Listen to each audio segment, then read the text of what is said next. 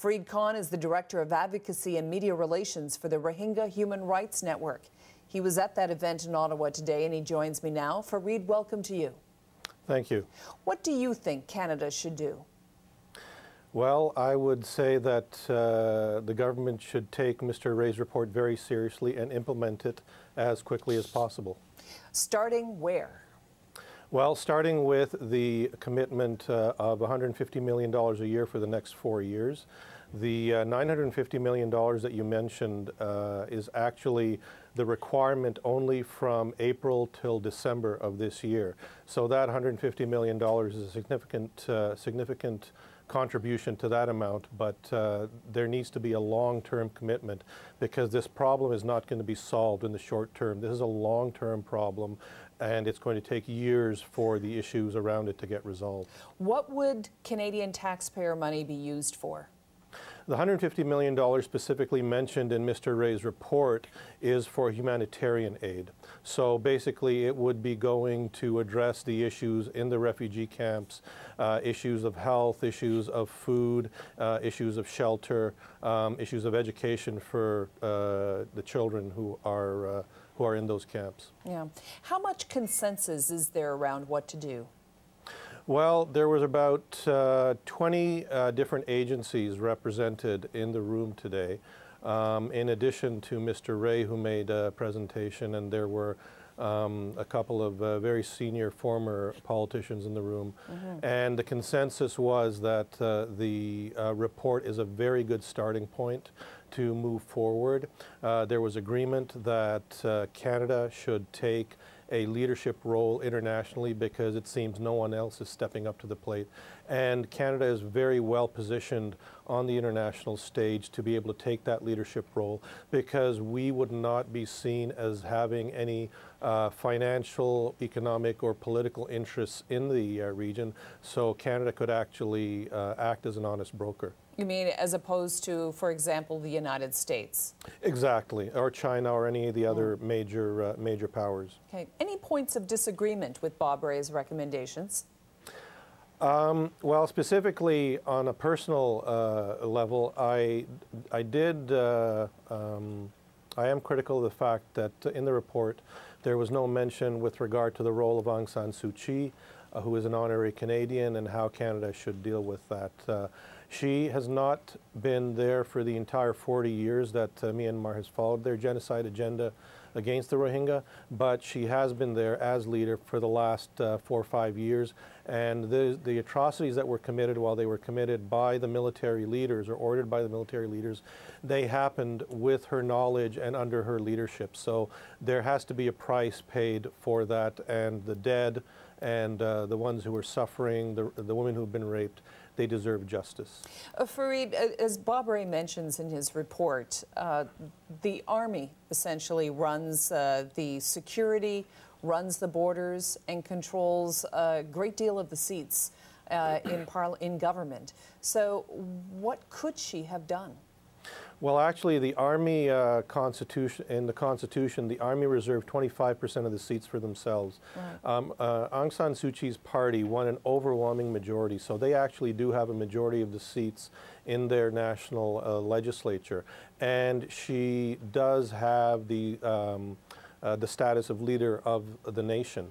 And if you are going to be a leader of a nation, if you're going to take on that responsibility, then you have to take responsibility for all that happens. This is not, it's not like there's two different countries there. This is all one country, and regardless of the constitutional arrangement in that country, she as a civilian leader does have to take responsibility for what's going on, along with the military leaders who are also complicit or have been directly involved in crimes against humanity and genocide. Okay, let's follow this to its logical end then, if we can. If she had stood up and said, I disagree with this and I want it to stop, what would have happened in the country, do you think? Well, it's hard to say, but the thing is, she is revered in the country, and she would have had international support for standing up and taking that position, because she is seen as an icon, or she was seen as an icon of human rights. And to have taken that position, she would have stayed true to the values that got her the Nobel Peace Prize and that got her the honorary Canadian citizenship. There would have been grumbling, but the thing is that the army is benefiting from the lifting of sanctions. So how far they would have gone, it's hard to speculate because that's not what happened. But she had a responsibility to stand up for the people in her nation who were being persecuted. Okay. How long do you think it's going to take before you can have repatriation, and that is to say acceptance of the Rohingya people back into Myanmar society? Well, the demonization of the Rohingya has been going on consistently for 40 years. There's a narrative within Myanmar that sees the Rohingya as subhuman, as insects, as cockroaches, you know, not, you know, they don't deserve to live. So there has to be an effort, first of all, to change that narrative. The other thing is that the Rohingya are not going to be forced back. They will only go back, and this is what Canada is saying, is that they can only go back when there's a guarantee of safety and of a means to have a life, access to education, health care, job opportunities, and so forth. There was an estimation that it's going to take at least 2 years to get just 25% of them, the Rohingya who are in the refugee camps, back to Myanmar. So this could end up being an 8 to 10 year project. Okay, so essentially it sounds like an 8 to 10 year project means you're setting up one and possibly the next generation of people to live in refugee camps.